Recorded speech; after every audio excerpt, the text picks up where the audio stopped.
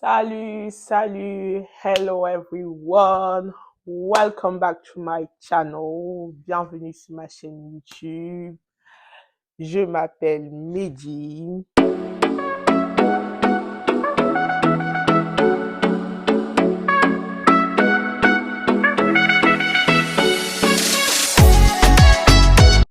Bienvenue aux nouveaux et aux anciens. Bienvenue à tous. Aujourd'hui, on se retrouve pour une nouvelle vidéo.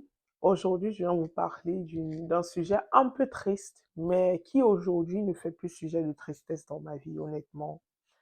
Je le parle avec plus d'aisance, je le parle avec plus de confiance, et parce que, comme quoi, quand on grandit, on apprend à tirer toujours le positif de toute chose. C'est important, sinon on reste cloué à terre. Et moi, je ne veux plus rester cloué à terre. J'ai été cloué à terre longtemps. Tout mon adolescence, je n'ai pas profité parce que j'ai toujours été à terre. Aujourd'hui, là, en plus que maintenant j'ai un enfant, il est important que j'inculque des valeurs de confiance à mon enfant. Et c'est pas en me voyant me lamenter qu'elle prendra confiance en elle. Si ma mère qui m'a mis au monde n'a pas confiance en elle, c'est pas moi qui va avoir confiance en moi, quoi. Mais comme quoi, Dieu, il est bon. Et dans sa bonté, il nous traite chacun de manière particulière, selon tout ce qu'il a mis en nous. Aujourd'hui, je viens vous parler de la mort. La mort de nos proches, la mort de nos parents surtout. Ceux-là qui, quand ils disparaissent, nous laissent orphelins, orphelines. Parce que moi, c'est le cas. Ça fait 7 ans aujourd'hui, exactement 7 ans, que ma maman, elle est partie. J'ai perdu ma maman le 3 octobre 2016. Et aujourd'hui, nous sommes en 2023 et nous sommes en octobre. Vraiment, ça fait 7 ans. 7 ans. Et si tu regardes ma vidéo, tu passes par là, tu viens de perdre un être cher, ça fait 1 an, 2 ans, quelques mois, tu n'as pas encore vraiment pris tes marques, vu la disparition de cet être cher, parce que c'est un être cher. Je t'encourage à vraiment prendre courage et te dire que ça va aller. Moi, regarde, 7 ans plus tard, je suis là, je vous parle, je suis debout, je ne suis pas à terre, je ne suis pas morte, parce que la mort de nos parents, ce n'est pas pour nous tuer, hein. Si c'était pour nous tuer, on serait parti avec eux. Beaucoup sont des morts tragiques où des familles meurent ensemble. Ça, c'est vraiment, vraiment tragique. Mais si nous sommes là, si tu es même rescapé de ta famille, tu as perdu père, mère, frère, soeur, tu es seul, j'ai envie de te dire que c'est pas pour autant que la vie n'a plus rien à t'offrir. La vie a encore beaucoup de choses à t'offrir, parce que Dieu, il est là, il regarde et il peut te donner une famille. Regarde, on connaît l'histoire de Job dans la Bible, qui a perdu tous ses enfants le même jour. Et il a perdu non seulement ses enfants, il a perdu ses biens, et sa femme le menaçait de partir. N'empêche, quand Dieu l'a restauré, Dieu lui a donné encore les enfants. Donc, Dieu est là, il regarde, il crée un chemin, même là où il n'y a pas de chemin. L'objet de cette vidéo, c'est de partager avec vous 2 choses que j'ai retenues après la mort de ma maman, 2 choses que j'ai constatées, 2 choses que je peux ressortir 7 ans plus tard, parce que 7 ans, j'ai envie de vous dire que c'est suffisant pour que cette disparition nous apporte quelque chose. Comme on le dit, hein, c'est de la mort que vient la vie. Si il y a eu mort, ça veut dire forcément quelque chose en nous doit naître. Et moi, j'ai constaté 2 choses en moi qui sont nées 7 ans après la mort de ma mère. La première chose, c'est l'émancipation. J'ai vraiment grandi en un coup après la mort de ma mère. Quand je dis grandi, c'est pas grandi physiquement, hein, mais j'ai pris en maturité, mais tout d'un coup. J'ai vraiment, vraiment vite pris en maturité après la mort de ma mère. C'est comme si elle est partie, elle a laissé quelque chose en moi, un truc qui faisait que je ne suis plus là, mais sache que tu as tout. Tu as tout vraiment pour avancer sans moi. C'est vraiment comme si elle lui disait, je pars, mais sache que je t'ai tout laissé. Je t'ai laissé toutes les clés dont tu auras besoin pour avancer. Et 7 ans plus tard, je suis encore là. Pas que moi, mes frères aussi. Parce qu'il faut savoir que moi, Je suis née avec ma mère, j'ai grandi avec ma mère, j'ai quitté ma mère 2 ans avant sa mort, j'ai quitté ma mère à mes 14 ans, 13 ans, je ne sais plus, mais c'était 2 ans avant sa mort, quand j'ai quitté pour l'Angleterre, où j'allais rejoindre mon père. C'était, c'était difficile parce que entre ma grande sœur et moi, il y a 12 ans d'écart. Donc, vous pouvez comprendre que j'étais vraiment le bébé, quoi. J'étais vraiment le bébé de la maison. 12 ans après, ma mère n'était plus habituée, donc c'était limite.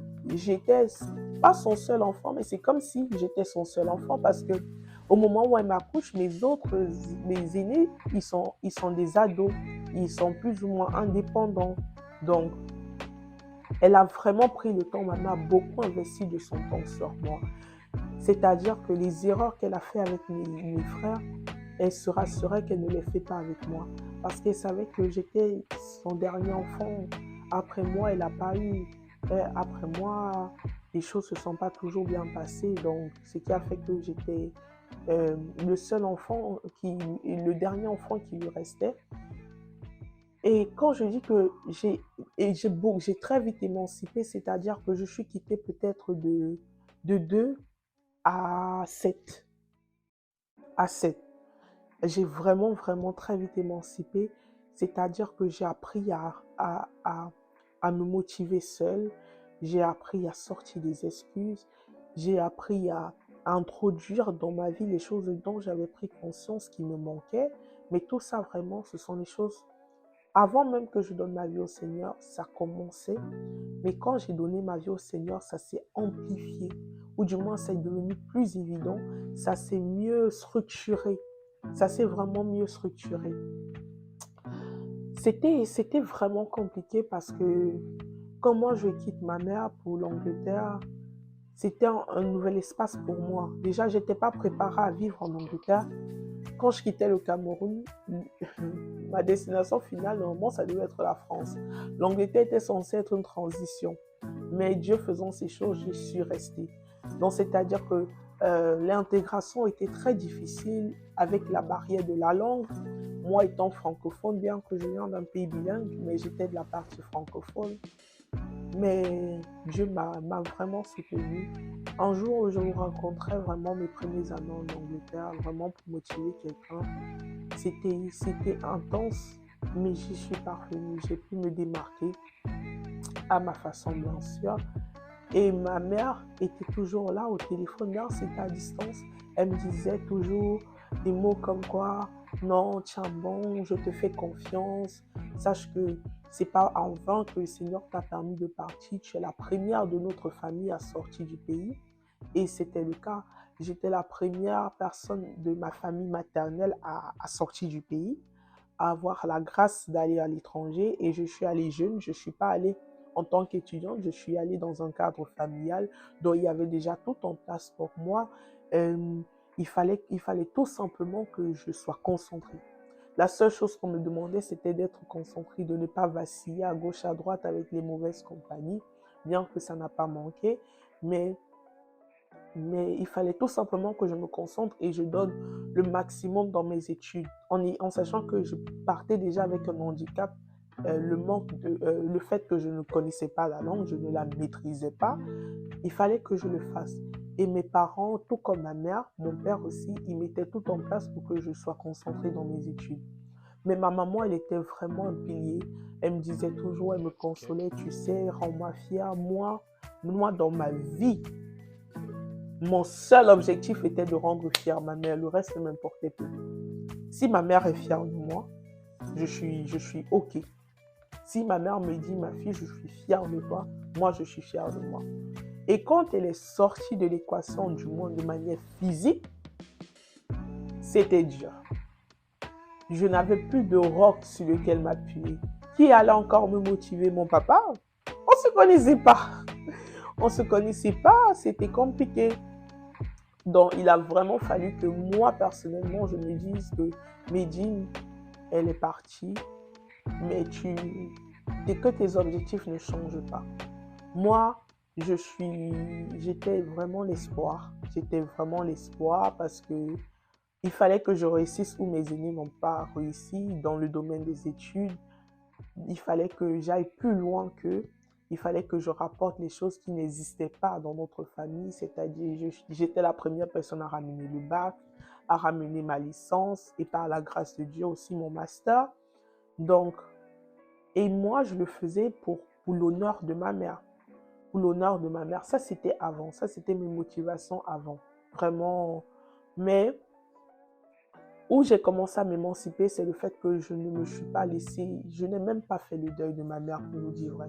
C'est-à-dire que j'apprends que ma mère meurt un lundi, mardi, je pars à l'école, j'informe l'école, je pouvais appeler, hein, mais je suis allée physiquement, je suis allée leur dire, quand je les ai dit que j'ai perdu ma mère, ils m'ont dit, ah non, tu dois rentrer et tout, prends ton temps, reviens quand tu te sens prêt.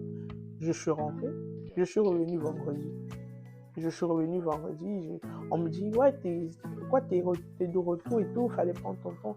Je les ai dit que ce n'est pas en restant à la maison que ma mère allait revenir. J'ai promis à ma mère un bac et ce bac, je dois l'avoir. Et rester à la maison, sachant que j'ai déjà un handicap de la langue, s'il vous plaît, ne me ralentissez pas, ne me mettez pas les bâtons dans les roues. C'est pas comme si vous allez me donner plus 5 parce que j'ai perdu ma mère. Vous allez me donner un avantage, vous allez me donner plus de temps. J'allais avoir rien de tout ça. J'allais juste manquer le coup et on allait me demander de me rattraper. Donc autant mieux rester là. Je fais mes coups tranquillement et après on va voir. Le deuil, laissez Dieu va faire. C'est vraiment comme ça que j'ai fait le deuil de ma mère, en sachant que je n'étais pas en capacité de retourner au pays parce qu'en cette période, je n'avais pas de passeport. J'étais jeune, j'étais en pleine étude. Le temps de faire les procédures, je venais juste d'arriver en Angleterre. Donc, j'étais encore dans le processus pour avoir toute ma régularisation en place, au fait. Et je ne pouvais vraiment pas. Donc, je n'ai pas assisté au deuil de ma mère, chose qui était encore beaucoup plus dure pour moi. Mais, comme quoi, c'était peut-être un mal pour un bien, vraiment.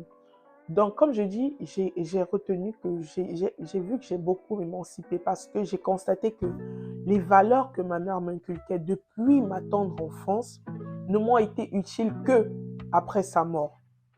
Ne m'ont été utiles que après sa mort. Parce que tant qu'elle était là, je devais toujours que amasser, compter sur elle, m'appuyer sur elle. Mais il fallait qu'elle parte pour que moi-même je puisse ressortir tout le potentiel qu'elle avait mis au-dedans de moi au travers de l'éducation qu'elle m'avait donnée. Sans me jeter de fleurs, je pense que ma mère a fait un bon travail. Je le pense. Maintenant, après, c'est basé sur ce que les autres me disent. Donc, je le pense. Vraiment, c'est comment dire, comment tu réagis à une situation détermine le résultat. Il était vraiment important pour moi de me dire que je ne peux pas rester à terre. Parce que je voyais aussi mes aînés. Je voyais mes aînés que j'ai laissés, eux, ils sont au Cameroun. Donc, bien que ma mère n'était plus là, mais ma mère, elle a laissé une vie qui devait continuer. Donc, c'était soit tu te lèves et tu montres vraiment, surtout que à la mort de ma mère, le nom de ma mère a beaucoup été sali. Il y a eu beaucoup de ragots sur elle. Je ne dis pas que ma maman, elle était parfaite, mais je connaissais la femme qu'elle était. Pour moi, je disais impossible. Je ne peux pas laisser le nom de ma mère être terni comme ça. Et je savais que la seule chose qui pouvait redorer l'image de son nom, c'était de prouver aux gens qu'elle a fait un bon travail au travers de moi, au travers de mes frères. Elle a fait un bon travail. Regardez, nous ne sommes pas des enfants perdus. Si nous ne sommes pas des enfants perdus aujourd'hui, c'est parce qu'elle nous a inculqué de bonnes valeurs. Donc, pour moi, c'était très important que je revoie ma façon de faire parce que je savais que c'est la réputation de ma maman qui allait être ternie. Je ne regardais pas à moi. J'étais un enfant. On pouvait bien penser, mais on allait toujours pointer du doigt mes parents. Mes parents, ça c'est la première chose que j'ai appris, vraiment, que c'est après la mort de ma maman que les valeurs qui étaient au-dedans de moi sont ressorties. Et je veux dire à une personne aujourd'hui que il est important, il y a forcément quelque chose en toi qui doit naître à la mort de tes parents. Il y a forcément quelque chose en toi qui doit se réveiller. Ça va être l'éducation, ça doit être, je ne sais pas, il y a forcément quelque chose que ton parent a laissé au-dedans de toi qui doit sortir. Quelque chose de positif. Quelque chose de positif. Parce que si nous laissons sortir le négatif, c'est nous que ça va détruire, ce n'est pas eux. Nos parents n'ont pas toujours été parfaits, ils ont fait des erreurs, mais il y a forcément le bien qu'ils ont fait au-dedans de nous. Même s'il y a le mal, transformons-le, laissons Dieu le transformer. Ça, c'est une chose. La deuxième chose que j'ai retenue, c'est que ma rencontre avec le Seigneur n'a été évidente et facile qu'après la mort de ma mère. Pourquoi? Il faut savoir que moi, je viens d'une famille non chrétienne. Mais je ris parce que ma maman a toujours été à cheval sur moi sur le fait d'aller à l'église.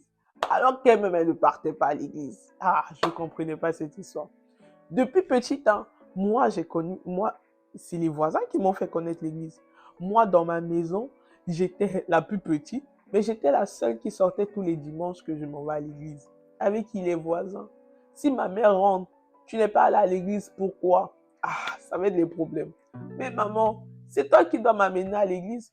Quoique, ma maman, elle était une personne elle était beaucoup à la recherche elle-même. Parce que j'ai vu ma maman aller d'église en église. J'ai vu ma maman aller d'église en église, en toute honnêteté. Une personne qui va d'église en église, c'est qu'elle recherche quelque chose qu'elle ne trouve pas. Mais Dieu faisant grâce, elle a trouvé ce qu'elle cherchait. Moi, je suis entrée dans des églises. Au Cameroun, à Douala, là-bas. Quand j'ai les souvenirs des églises dans lesquelles je suis partie, ma mère m'a amenée. Elle part. Juste après, je ne peux pas vous dire pourquoi elle changeait. Parce que maintenant, elle est plus pour m'expliquer. Si elle était là, j'allais lui demander, ah maman, pourquoi chaque fois, dès que tu connais une église, tu m'amènes. Qu'est-ce qui faisait même que tu quittais d'église en église? Mais le fait qu'elle m'amenait d'église en église, tous les dimanches quand même, je dois aller à l'église avec les voisins. L'église catholique, ou peu importe, je partais. C'est comme ça que un jour, une grande tante à moi m'a amenée à l'église catholique quand elle était ancienne. Elle m'a inscrit à la catéchèse, j'ai fait la catéchèse. Le jour de mon baptême, c'était une gloire pour ma maman. J'étais la première à me faire baptiser de ses enfants parce que mes frères, ils étaient grands. Elle pouvait plus vraiment Ils étaient déjà grands. Elle ne pouvait plus vraiment les imposer quoi que ce soit. Ma sœur, ma sœur, elle était très influencée par l'islam. Ses amis étaient très islam. Aujourd'hui, c'est plus le cas, mais avant, plus jeune, elle était très, très influencée par l'islam. Moi-même, je suis née dans un quartier musulman, d'où mon prénom, Medine. Et les musulmans, vous connaissez. Si vous êtes musulman, vous passez par là, vous savez, moi, mon prénom, il est très musulman. C'est le nom d'une ville. D'où vraiment l'influence de mon prénom. Bon, ça faisait que j'étais la plus petite, donc j'étais la seule encore qui était obligée de marcher dans les pas de ma mère. Est-ce que tu as le choix? Tu n'as pas le choix. Donc, c'est comme ça que ma maman, elle était beaucoup à la recherche. Donc, elle m'amenait, elle me faisait. Et non seulement il fallait que je parte à l'église tous les jours, mais il fallait que je ne dorme pas sans prier. Parce que moi, j'ai appris la prière très, très, très petite. Je me souviens moi-même encore quand j'étais en maternelle, j'ai quelques souvenirs de moi en maternelle. Je récitais le Notre Père qui est aussi en anglais. Parce que mes voisins, une fois de plus, eux, ils partaient à la catéchèse, ils m'amenaient avec eux. Du coup, j'entendais, je répétais avec eux, mais j'avais même pas 3 ans, j'avais même pas 4 ans. Parce que quand je vivais dans ce quartier, j'ai quitté ce quartier à l'âge de 3 ans. Très jeune, j'ai très vite été influencée. Et pour ma maman, il fallait que je garde ces valeurs. Donc, si elle me voit dormir, elle me demande, tu as prié? Je dis, oui, maman, j'ai prié. Mais ma maman, vraiment, j'ai commencé à voir Dieu agir au travers de ma maman. Parce que ma maman, elle était une personne qui fumait beaucoup. Et c'est par la prière qu'elle était délivrée de cette addiction. Elle a abandonné, ma maman, elle fumait énormément. Et c'est un truc qui me dérangeait beaucoup, beaucoup, beaucoup, beaucoup. Alors que j'étais très petite, très naïve, ça me dérangeait beaucoup. Et moi, aujourd'hui, je sais que je ne peux avoir aucune influence sur la cigarette. Aujourd'hui, oui, Dieu me fait grâce, mais je sais que je ne peux avoir aucune influence sur la cigarette parce que plus petite, j'avais déjà promis que je n'allais jamais fumer. Je voyais ma mère fumer et c'est un truc qui m'énervait. C'est un truc qui m'énervait et je savais que je n'allais jamais le faire. Donc, c'est comme ça qu'en grandissant, comme je disais, ma maman vraiment cherchant, elle finit par trouver. elle finit par trouver son Seigneur, elle finit par trouver Dieu. Je voyais ma maman très, très assidue, mais en même temps, elle avait des responsabilités. J'ai vu ma maman trop se battre pour essayer de trouver un truc qu'elle savait qu'elle avait loupé quelque part. Mais avec Dieu, on ne rate jamais le train. Si tu as raté le train, il y a encore un prochain train. Il y a encore un prochain train. Il y a encore un prochain train. Tant que tu as le souffle de vie, ça veut dire qu'il y a un train qui va te prendre. Si tu veux bien, il faut le demander. Mais, comme je dis, c'est à la mort de ma mère que je me suis retrouvée en train de me rapprocher du Seigneur sans savoir. Un jour, j'ai fait un exercice dans un cadre précis quand le Seigneur commençait à m'interpeller de manière étrange avec un groupe de personnes où on disait que si vous devez être reconnaissant d'une chose, qu'est-ce que vous allez... Je sais même plus si c'était vraiment l'intitulé, mais je sais que ce jour, j'avais vu comment Dieu avait agi dans ma vie après la mort de ma mère. Comment il m'a soutenu, comment j'ai vu comment le Seigneur était très stratège quand il m'a retiré du cadre de vie où j'étais parce qu'il savait ce qui allait arriver. Comment sa main était sur moi, comment vraiment... C'est en ce temps que j'ai commencé à prendre conscience de que j'avais beaucoup grandi dans ma façon de faire. Moi qui étais très bébé, très pleurnichade, mes cousins peuvent vous dire, au moindre oui, au moindre non, je pleure.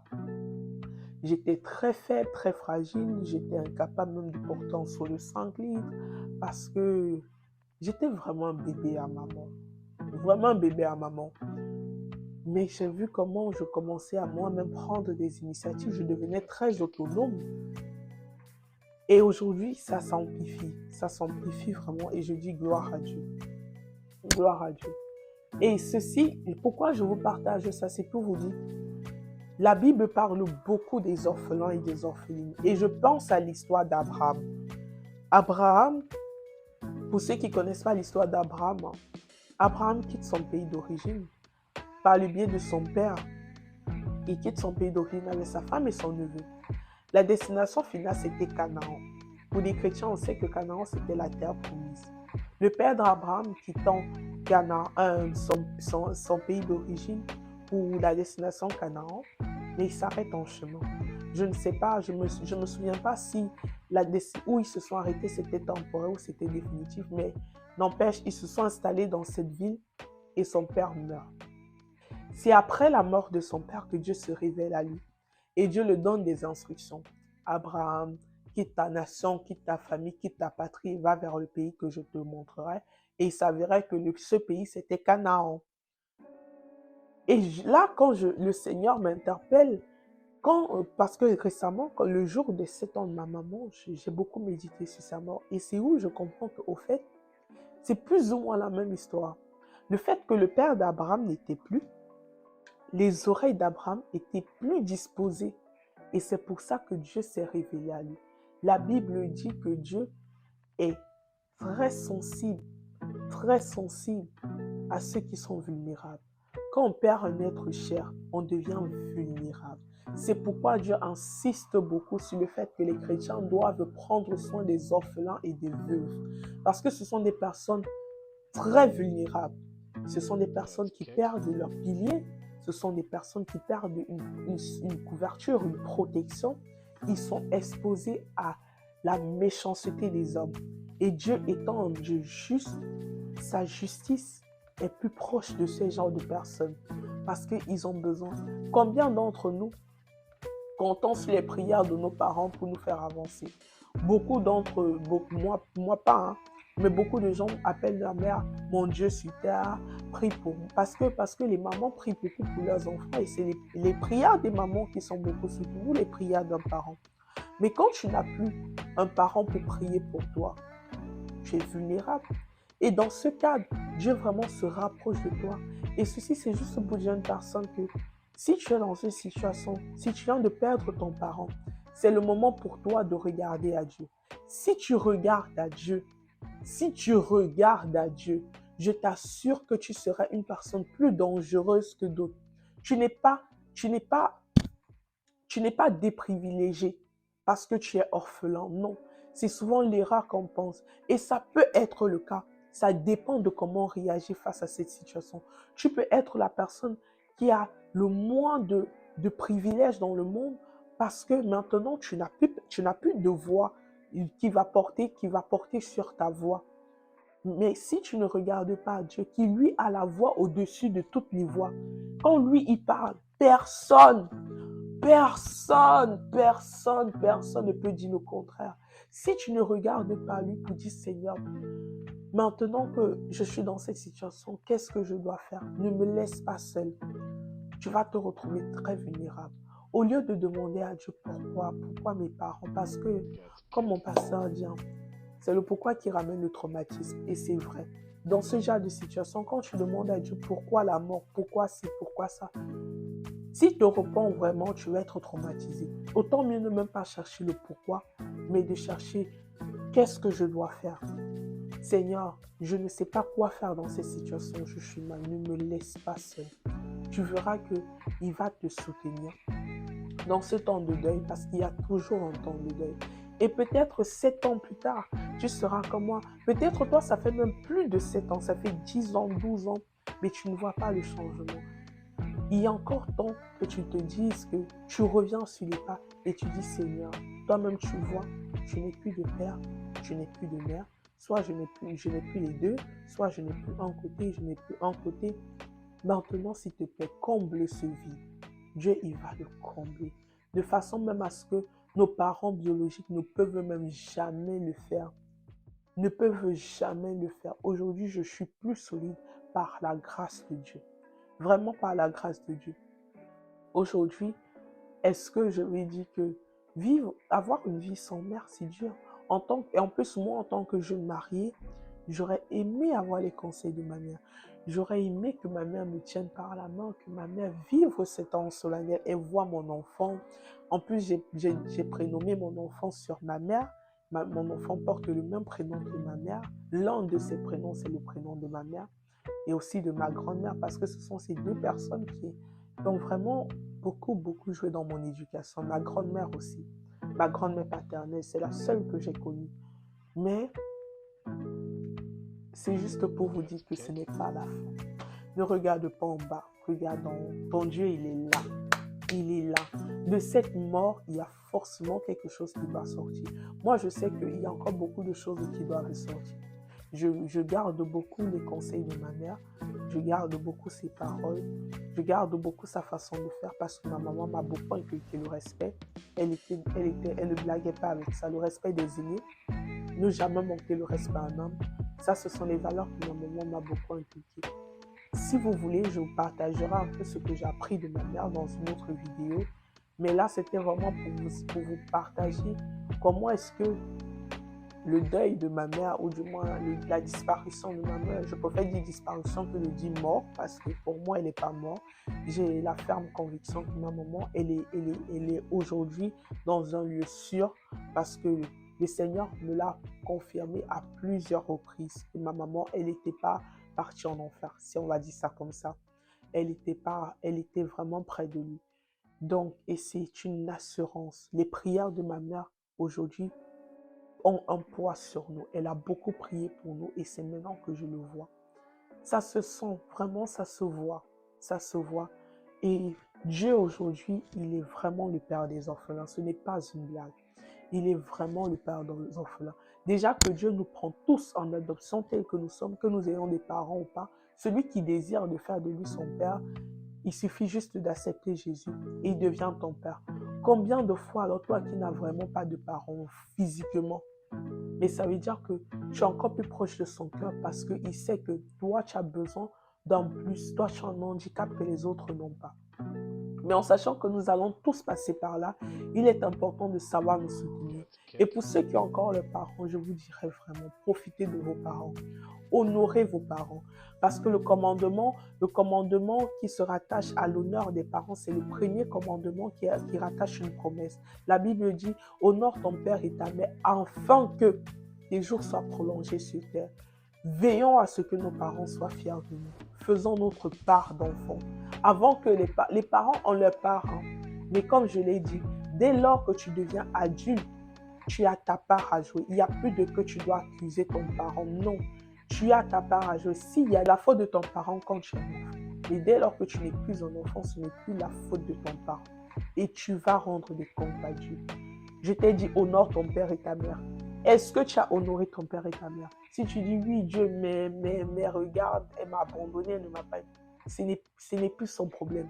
Tu as ta part. Oui, ton parent va payer parce qu'il ne t'a pas donné l'éducation, il ne t'a pas donné le cadre, il n'a pas suivi les instructions de Dieu. Oui, mais toi aussi, tu as ta part à jouer. Donc, veillons vraiment à cela, profitons de nos parents. Et ceux qui n'en ont plus, je veux vous dire, ce n'est pas la fin du monde. Ce n'est pas pour vous tuer. Soyez plus forts et retenez ces deux choses. Moi, je vous ai dit émancipation et rencontre avec mon Dieu. Retenez l'histoire d'Abraham. Je vous mets la référence et je vous invite vraiment à les lire. Ce n'était pas pour tuer Abraham. Mais quand il n'y a plus d'intermédiaire, entre Dieu et toi, parce que quand on a nos parents sont limite les intermédiaires entre Dieu et nous. Ils sont censés nous inculquer cette valeur. Mais dès lors qu'il n'y a plus d'intermédiaire, ça veut dire que tu dois aller toi-même à la source pour recevoir la même chose que tes parents recevaient. Tu dois aller à la source toi-même pour te ressourcer. Tu dois aller à chercher ton Dieu toi-même et dire que c'est comme ça. Dieu, il n'est pas méchant. Ce n'est pas pour nous tuer. Ce n'est pas parce que nous sommes inutiles que nos parents sont morts. Au contraire, c'est parce qu'il y a de belles choses qui sont dedans de nous qui doivent sortir. Du coup, Dieu doit nous mettre dans des circonstances où nous allons être sous la pression afin que cela sorte. Et là, je me suis retrouvée en train de parler d'une prédication de mon pasteur sans savoir.